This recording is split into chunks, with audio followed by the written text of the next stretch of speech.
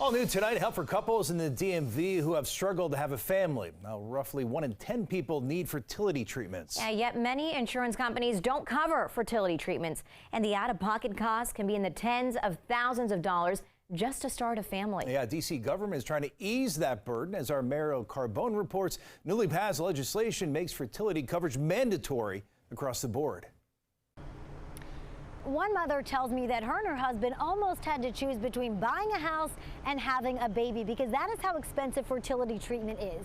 Now, she is calling what council passed here today transformative.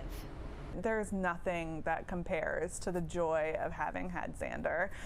His birth was a dream. A dream that almost didn't happen. This is medical care. After 3 miscarriages, Maya Martin-Cadigan and her husband started looking into fertility options, including in vitro fertilization or IVF. But seeing the numbers around IVF was it was like sticker shock. I was like, this is expensive per round. We could buy 3 cars. Their health insurance didn't cover the treatment, and they were told the cost could be $20,000 to $30,000 per round. For us, it was a real question about can we afford both buying a house and being able to do IVF. Luckily, her husband got a new job in a new state, New York, where large group insurance companies are required to cover fertility treatments.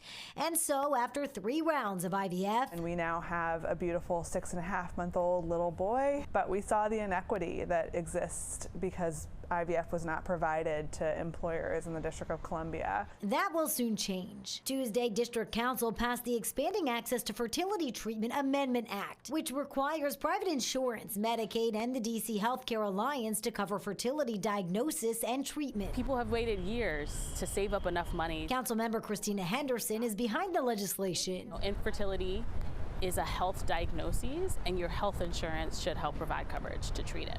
And this does still require a signature by the mayor. As far as when this actually starts, it depends on what type of insurance you have, but it will be between January of 2024 or January of 2025.